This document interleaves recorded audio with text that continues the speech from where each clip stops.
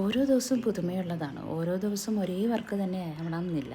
ഇപ്പോൾ ഇന്നിപ്പോൾ കുറച്ച് വ്യത്യാസമായിട്ടുള്ളൊരു വർക്കാണ് ഓർഡർ കിട്ടിയ അനുസരിച്ച് ചെയ്യാൻ പോകുന്നത്. ചെറിയ ഉള്ളി, ഇഞ്ചി, വെളുത്തുള്ളി, പച്ചമുളക്, വറ്റൽമുളക്, സവാള, കറിവേപ്പില ഇതെല്ലാം കൂടി നമ്മൾ പാനിലിട്ട് ജസ്റ്റ് ഒന്ന് വഴറ്റിയെടുക്കുകയാണ്.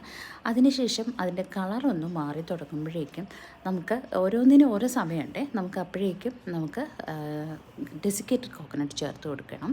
അതുപോലെ തന്നെ അതിലേക്ക് കുറച്ച് മസാലയും ചേർത്ത് നന്നായിട്ട് ഡ്രൈ ആക്കി എടുക്കുകയാണ് ചെയ്യുന്നത്.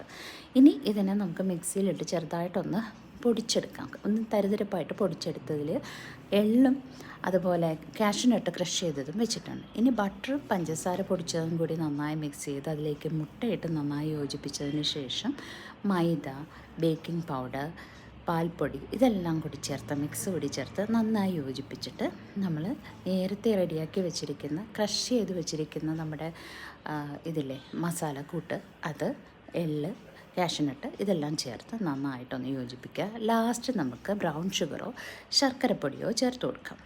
ഇനി ഇതിനെ നന്നായി റോൾ ചെയ്തെടുത്ത് കുക്കി കട്ടർ വെച്ച് കട്ട് ചെയ്ത് അതിന് മുകളിൽ എഗ് വാഷോ മിൽക്ക് വാഷോ കൊടുത്തതിന് ശേഷം ബേക്ക് ചെയ്തെടുക്കുമ്പോൾ നമ്മുടെ ഇന്നത്തെ മസാല കുക്കീസ് റെഡിയായി. അപ്പോൾ ഇത് നമുക്ക് ഉണ്ടാക്കിയെടുക്കുന്ന പോലെ തന്നെ പാക്കിങ്ങും അതിൻ്റെ ഡിസ്പാച്ചിങ്ങും എല്ലാം ഇമ്പോർട്ടൻ്റ് ആണ്. ഇഷ്ടമായെങ്കിൽ ലൈക്ക് ചെയ്യണം.